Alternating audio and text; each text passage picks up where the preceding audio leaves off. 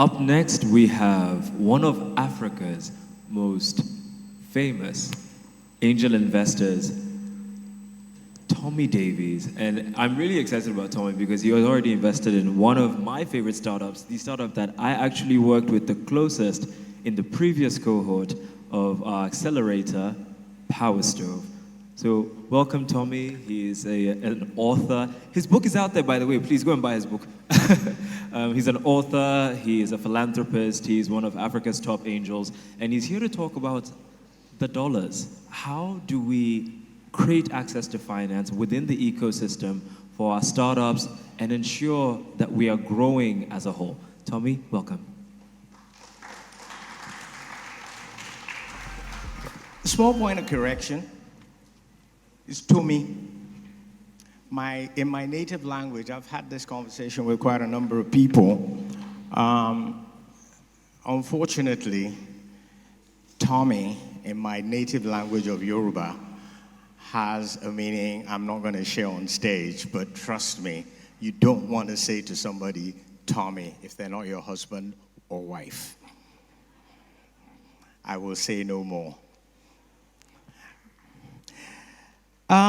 I think there's a short video about the book that I'd shared, but if it's not available, that's fine. Y'all can find it on my YouTube channel. Just put my name into YouTube, and you will find it. Now, on to the topic. When cash is not always king. We've listened to quite a number of pitches, and we're asking for $500,000, and we're asking for 700,000, and we're asking for only 400,000, and we only need, this is our ask. Now, that is consistent with the general view that cash is king. And once you've got funding, you're on your way. But I'm here to challenge that thinking. Because, especially here on the continent, cash is not always king. Let me see if I can break it down. Let's start with business strategy. You're a startup. Somebody's just given you $500,000. Can you buy strategy? No. You need advisors. You need guidance. You need somebody who's going to buy into your vision and help you break it down into meaningful steps, one by one. This is how you're going to get there. So, where's the cash? Oh, hang on. I thought we were talking about strategy. You get the point. Now, your strategy is all in place. It's about go-to-market. And I'm glad you've all been listening. I'm quite sure you've all been listening to the different people. Going to market in Mali is different to going to market in Senegal. Going to market in Mauritius is different to going to market in South Africa.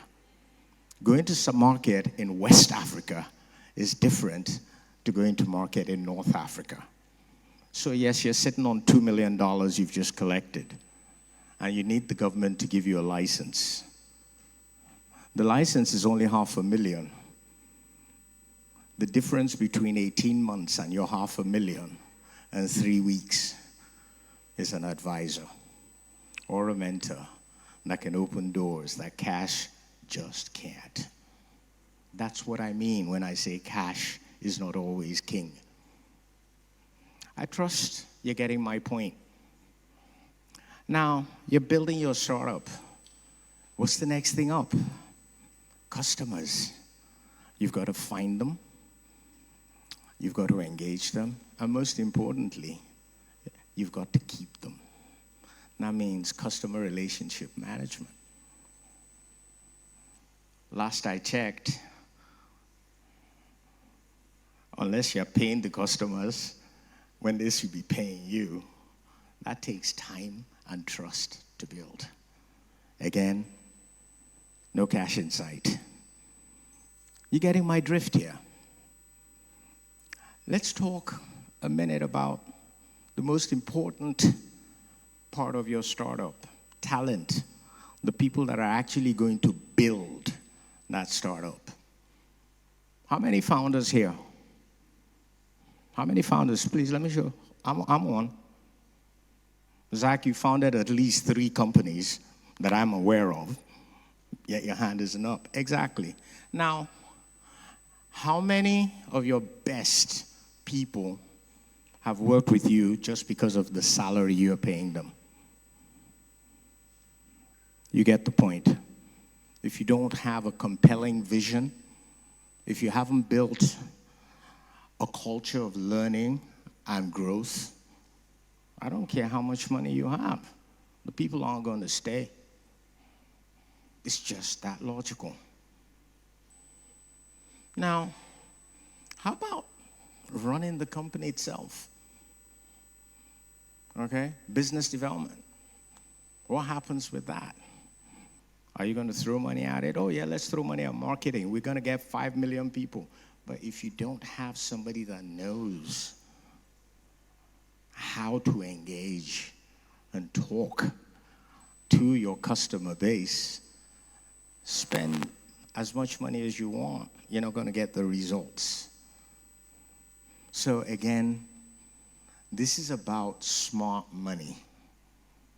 When people talk about smart money, that's what they mean. That's the advantage. Now, that's all well and good. You say, TD, but we need cash. Yes, cash is critical. There's no doubt about that. But what happens after the cash? The cash is not the king, okay? The cash is the servant that opens the door. You get the cash, fantastic. It's just stage 1. Go ask anybody that's raised funding. The day after you get the cash, your eyes open and you say, oh shit, I gotta deliver. That's when the real fun starts. Because all of a sudden, you've got Zach saying, oh yeah, we've given you $1.5 million. You said that in 3 months you were going to have an MRR of X. How come you're 60% adrift? Then you've got to have those conversations. Then you've got to focus on execution. Then you've got to understand exactly where you're going. Where's the cash in that? So, my point is this. Cash needs to be put in the context where it belongs. It is the single most important enabling factor.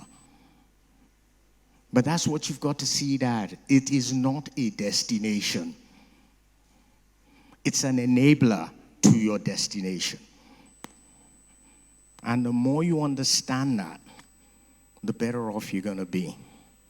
Now, the final thing I did say I wouldn't stop y'all from lunch because I know I'm everybody's like, okay, just get off the stage, I'm hungry. But here's the thing. Accountability partners, by the way, where's Phil? Thank you very much. Accountability partners are mentors, advisors, board directors, people that hold you accountable to achieving your dreams. Ignore them at your peril. If you don't have one, you best go find. Because, yes, you can get all the cash you want. Yes, you have access to all the funding you need. But if you are not delivering on the promise, by the way, we call that .P, deliver on the promise, .P. Because that's what you're doing when you stand up here and say, I'm asking for $500,000. You're promising that I'm going to spend it on A, B, C, D, E, and F, and we'll get these results. That's why when an investor talks to you at the stage you're in now, the first thing they want to know is, how much have you raised before? Not because they want to know the amount, But the supplementary question that comes after it, and what did you do with it? What have you achieved with that? That's not about cash. That's about we acquired customers, we got talent, we improved our business processes. Are you getting my drift? So, that's where your accountability partners come to play. They hold you to book. I have a number of people I do that for, and I have people that do that to me. But TD, you said you have that article ready. How come it's not ready? Oh, well. So, bottom line, yes, cash is important. It'll enable a lot of what you want to do. But don't treat it as king. Treat it as the servant that it is, so it can serve you properly all the time. Thank you very much for listening.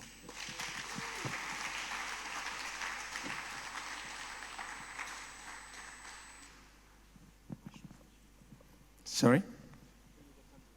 Oh, questions. Make sure they're hard ones so that I can deflect them.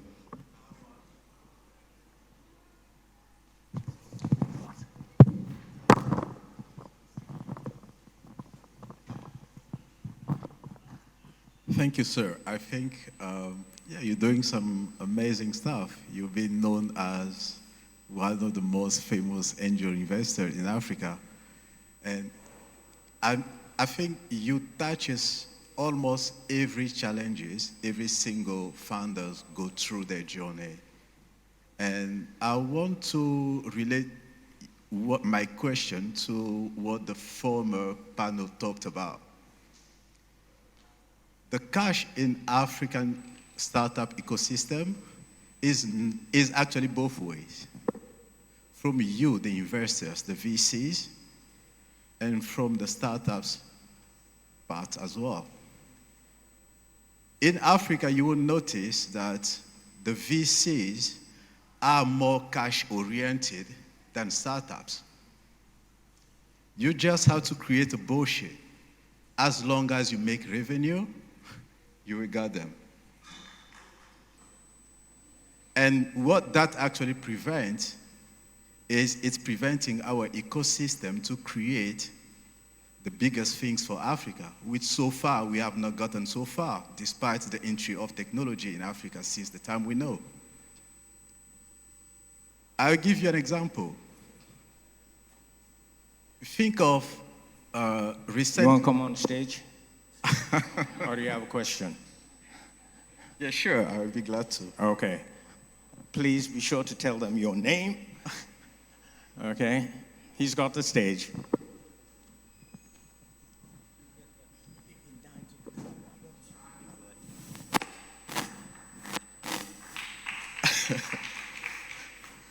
I didn't mean to take over your show, though. No, but go ahead. So, my name is Frank Obambi. I was born in Congo, Brazzaville. I grew up in Europe where I study, and now the thing is to help Africa solve our most important challenges. And that would mean this thing, what I was trying to say. We are in an ecosystem in which everything needs to be done from scratch. And sometimes in a certain way that not other ecosystem operate. The events we are here, for example, in other parts of the world, we don't have them. Our founders in Africa faces the biggest challenges that others do not have. When you go to Europe, for example, let's take the example of myself. I finished all the study and acquired the skills that I wanted to before I start my funding journey in 2017. I only worked for about 2.5 years. I was enough to gather the amount of cash that has allowed me to start my business without any investors. For 4 years of operation, today I built a startup which actually have revenue traction. But that traction, I did not have it a year earlier. My business model is not built in a way that for you to see what's going to come, if you are revenue oriented, you will see it. You will be disappointed. Any single big company in the world or any single big founder in the world started something that no one believed in it. And what I wanted to get to was, how do you guys in the cash environment, in the cash available side, try to help the founders not only look into the first revenue, but first with what, sir, you were just mentioning about cash cannot buy strategy. Cash cannot buy you the talents that, it may buy you the talents that you want. But the talents in Africa, how does it cost? We in Africa, as startups, we compete for the same talent with the Googles, with Amazons, Microsoft. How much do we have? I beg to differ on that particular point, okay? I don't think you're competing with Google or Amazon for talent, okay? None of my startups are, and they've got excellent people. The reason being, you go to Google or Amazon to earn.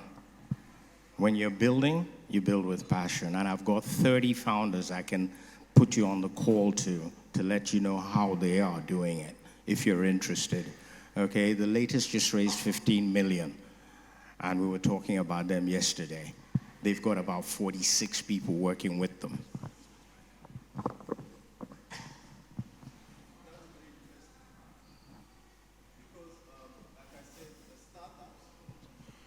Also differ in the sector in which they operate. Correct. That's what I was alluding to.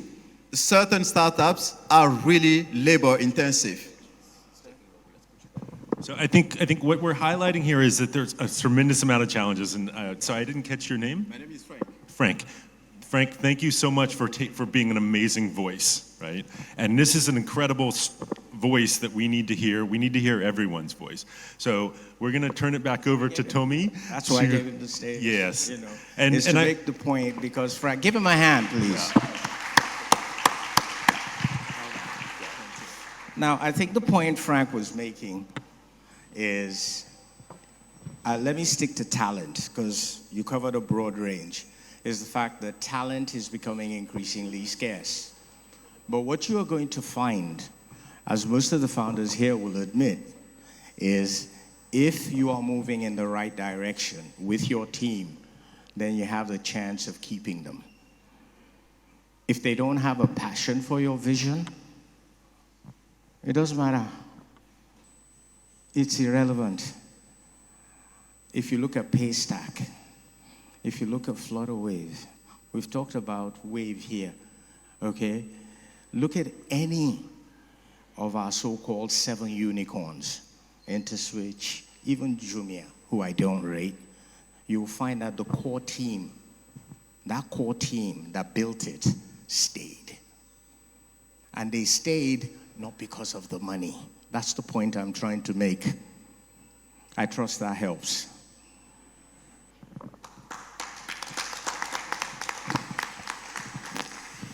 So, do you want to take any more questions, or how do you? Yeah, there's one more question. Okay. And it has to be female. Lovely. You guys. Okay, we're going to do the last question, okay. And then after this is going to be lunch. In case you don't know. Hi, yes, sir. ma'am. So, you mentioned that in your, few of your startups actually are on the way of becoming unicorn or already are unicorns now. That's not correct. but you have worked with founders that had built very successful companies. One of my sons has built 2 unicorns. Okay, that's what I was referring to, right? What would you say is a recipe for making it happen? Apart from persistence, consistency, the ability to have a vision that attracts, there's a laundry list. And this is the plug for my book. I didn't prompt her, honestly. I didn't ask her to ask that question. But if you want to know what makes an investment-worthy startup, that's a startup that people like Zach and Phil and everybody else say, yep, I'll write you a check. Read the book. Thank you. Thank you.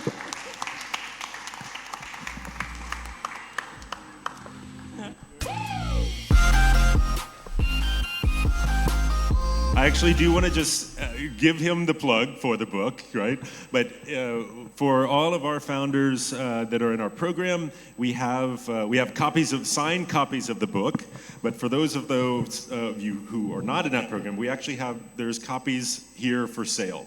So there is a table right over here, and if you buy the book, I don't know if I can promise it. Tomi, TD is going to sign it for you, but I think you could probably expect that from him. But I just want to personally thank you so much. It's actually been absolutely incredible to have you here. I also want to invite my co-founder Zach to the stage because I think for us this is really a defining moment. That we started this in 2017, and where we've gotten to have TD on the stage with us is really quite incredible. So thank you so much.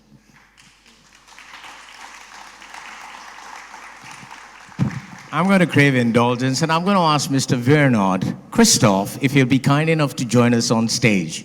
Thank you. Absolutely. Christophe next. Okay, come on.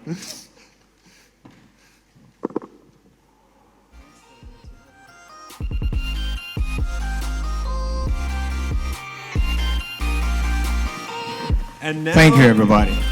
Thank you so much. And this wraps up. This wraps up our process, and the demo day for 2023 is now complete.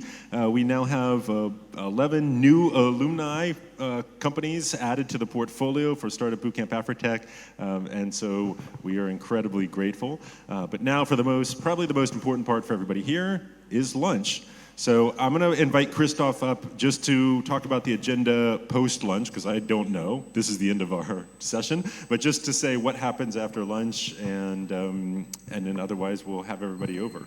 So, or maybe, Christophe, how long is the lunch? Maybe that's just... I think 5 minutes now. Okay, great. So we are running a bit behind, but we're an accelerator, so we do everything fast, right? Now, first of all, congratulations to you, the amazing SBC team, the great startups that were here this morning. I think we really have a lot of energy in the room. Well done, Teleself, for supporting this, and FMO.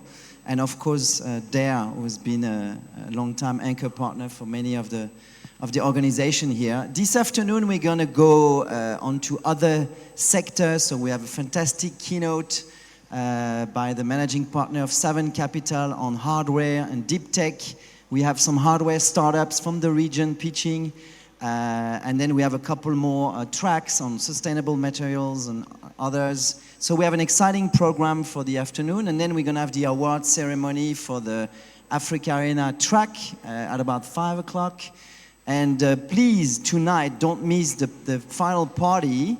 The team at D-Hub is hosting us tonight from about 6 o'clock for our innovation night. So join us for some food and drinks and great debriefing of these fantastic 2 days we've had. So enjoy lunch, and see you later. Okay. Thank you so much.